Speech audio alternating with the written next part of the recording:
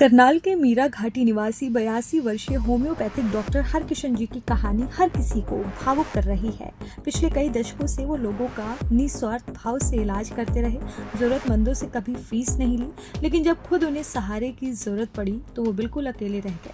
पत्नी से मनमुटाव के बाद वो अलग रहने लगे, जबकि उनकी 2 बेटियां ऑस्ट्रेलिया में रहती हैं और उनसे कोई संपर्क नहीं है।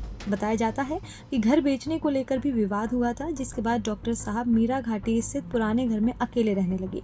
घर की हालत बेहद खराब हो चुकी थी। आसपास के लोगों ने सामाजिक संस्था अपना आशियाना से संपर्क किया, जिसके बाद टीम ने उन्हें रेस्क्यू कर आश्रम में शिफ्ट किया। फिलहाल उनकी तबीयत स्थिर है। ये कहानी समाज को रिश्तों और जिम्मेदारियों पर सोचने को मजबूर करती है। की ना हैगा ਤੁਹਾਡਾ ਕੀ ਕਰਦੇ ਸੀ ਤੁਸੀਂ और ਦੱਸੋ ਆਪਣੇ ਆਰੇ हिंदी च बोल दो। हिंदी च गल करो। मेरा नाम है डॉक्टर हरकिशन। आई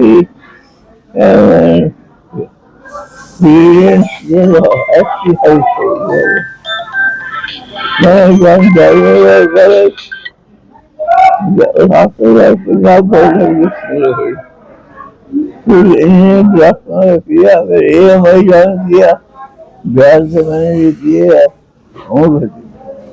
कितने समय से आप अकेले रह रहे थे? मैं 26 साल स्टार्ट हुए। पत्नी कहाँ है, बच्चे कहाँ पर वो है? ऑस्ट्रेलिया में। और पत्नी कहाँ पर है? पत्नी कहाँ पर है? नहीं, ऑस्ट्रेलिया में है। तो क्या कारण रहे ऐसी स्थिति में?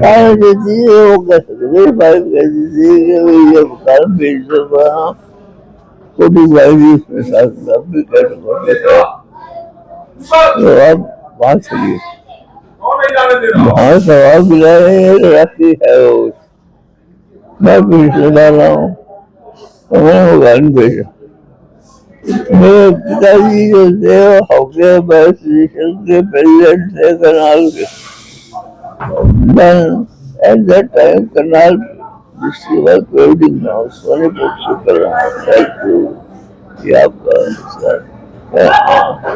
आपने बहुत लोगों का इलाज किया, लेकिन आज आपको खुद को इलाज की जरूरत जब पड़ी तब आपके पास कोई भी नहीं था। and cycling 25 किलोमीटर पर रात को पेशाब कर रहा है। मैं भागा और शहर में जब पैर रखा तो लग चली गई एकदम। मैं गिर गया बुरी तरह। मैं 3.5 घंटे शहर में पड़ा रहा हूँ, शहर भी लग गई यार। उसके बाद मेरी हाल हुई यार। याद नहीं आती बच्चों की, पत्नी की, वो बिताए हुए पल? वो आ जाता है लेकिन देख लो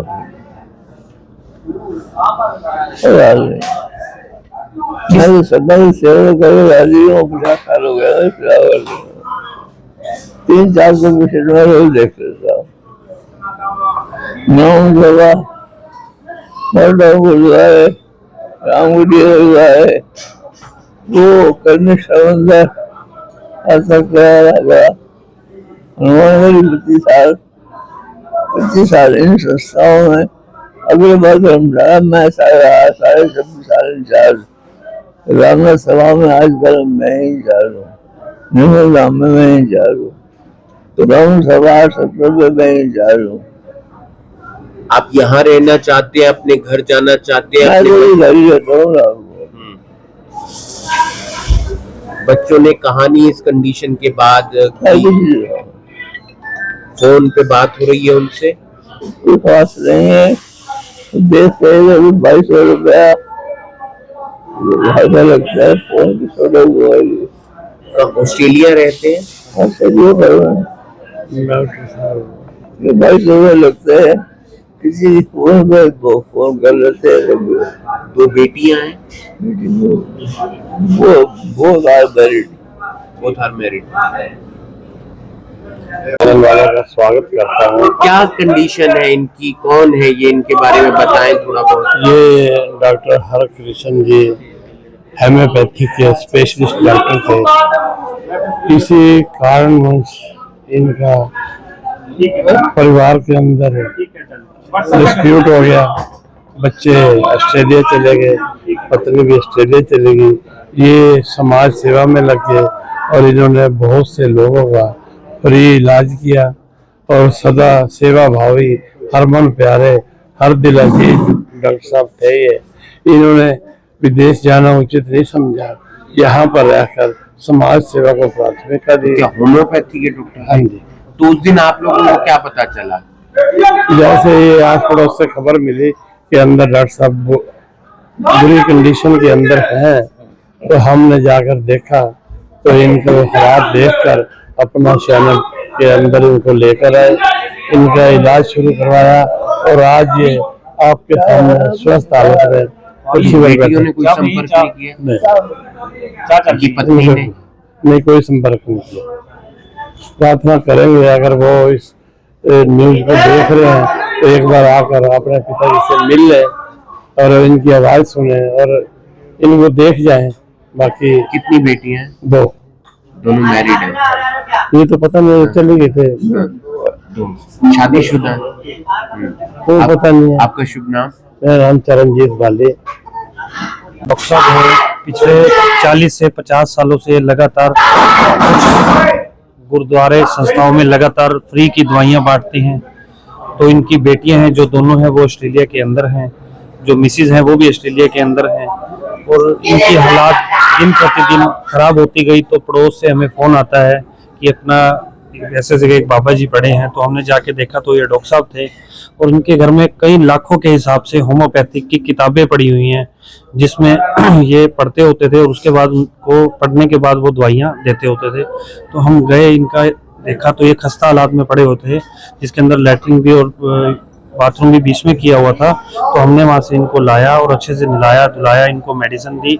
अब ये अपना शहना के अंदर अच्छे से रह रहे हैं। रोज इनका चेकअप होता है, रोज इनकी मेडिसिन दी जाती है, सुबह शाम दूध दिया जाता है, खिचड़ी दी जाती है। अगर आपको कोई भी हरियाणा के अंदर, पूरे हरियाणा के अंदर कोई भी ऐसा लाचार बेसहारा मंदबुद्धि मिले तो आप हमारे अपना शहना आश्रम के नंबर पर फोन कर सकते क्या हैं। उनके परिवार से आपकी बात हुई? क्या अब बात होती है उनकी? कोई नंबर नहीं है हमारे पास उनका, ना इनके पास है। अगर कोई नंबर होता शायद हम एक बार फिर इनके लिए पुकार करते कि आप एक बार अपने पिताजी को आके मिल जाइए, मगर हमें अभी तक उनका कोई फोन नहीं आया, कोई मीडिया चैनल से भी कोई पता नहीं चला। मैं यही कहना चाहूंगा जहाँ भी इनके बच्चे अगर कोई न्यूज देख रहे हो, वो अपने पिताजी की आवाज को सुनना चाहते हो, वो अपना शहना के आश्रम के नंबर पर कॉल कर सकते हैं 9416110073। पत्नी से भी कोई लाइन अप नहीं? पत्नी से भी कोई लाइन अप नहीं है, ना कोई बच्चों से है।